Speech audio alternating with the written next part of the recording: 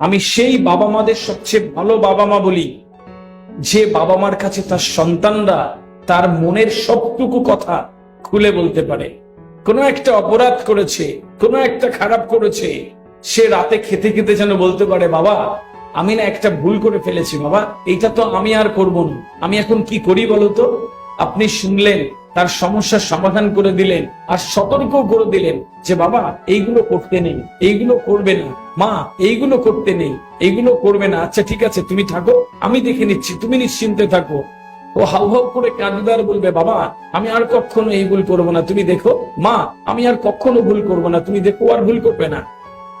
কিন্তু ভুল করেছে, আপনি জেনে গেলেন, বিরাট বকলেন, ঘরের মধ্যে বন্দি করে রাখলেন, দু চারটে কানের গোড়ায় দিলেন।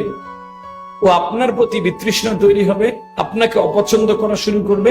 যে কারণের জন্য আপনি ওকে বকেছেন, ও কিন্তু আপনাকে আর বলবেন। ও এবার আপনার থেকে ওই কারণগুলো লুকানোর চেষ্টা করবে, করে এদিক সেদিক করে ম্যানেজ করে একটা বড় সমস্যায় পড়বে। সুতরাং এইগুলো করবেন না। খাওয়ার টেবিলে রাতের বেলা খেতে খেতে সন্তানের সাথে গল্প করবেন, কোনো একদিন কোন একটা ছোট্ট উপহার এনে সন্তানকে দেবেন, ওরা সারপ্রাইজ পেতে পছন্দ করে বাবা মার থেকে। কোনো একদিন একটা পেন নিয়ে এসে বলবেন, বাবা এটা তোমার জন্য, মা এটা তোমার জন্য।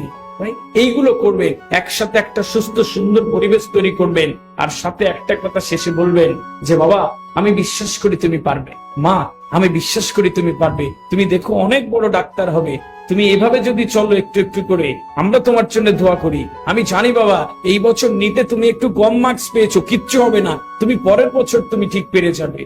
ও রাতে ঘুমোতে চান একটা বিরাট টকবকে আত্মবিশ্বাস নিয়ে, আমার বাবা বলেছে আমি পারবো, আমার মা বলেছে আমি পারবো, আমার আর কিচ্ছু লাগবে না, ও তো সেই কনফিডেন্ট। আর আমরা বলি যে পরের বার না পেলে গরু চড়াস, তোর পেছনে সব খরচ করা আমার বৃথা হয়ে গেল, তোকে ওখানে দিয়ে আমার সব দিয়ে ভুল হয়ে গেল, এবার না হলে তোর দোকান করে দেবো একটা মুদিখানার, একটা টোটো চালাস, রাইট? ও মন খারাপ করে, ও আত্মবিশ্বাসে ভাঙাচোরা একটা হীনমন্যতা যুক্ত মানুষ হয়ে ও রাতে ঘুমোতে হয়েছে আর ভাবে, আমার দ্বারা তো হবে না, আমি তো পারবো না, আমার মা তো আমায় বিশ্বাস করে না, আমার বাবা আমার বিশ্বাস করে না, লোকজনের সামনে আমার বকি, আমি তো পারবো না। ও আস্তে আস্তে আস্তে আস্তে পড়াশোনার থেকে মনোযোগ উঠে আসে। আর আমরা বাড়িতে বসে বাবা মারা চিন্তা করি আমার সন্তানের কি হয়ে গেল, কোন খারাপ সঙ্গে মিশছে, কার কার সাথে মিশে কে জানে, কি হবে, চিন্তায় বাঁচি। তো প্লিজ এই ট্রিটমেন্টটা একটু করবেন। পড়াশোনার সাথে সাথে যখন আপনারা একটা হেলদি অ্যাম্বিয়েন্স তৈরি করে রাখবেন বাড়িতে, দেখবেন দুই দিক থেকে সমান একটা সুন্দর একটা কোঅপারেশন আসলে একটি মানব জন্ম সার্থক রূপায়ণ হয়।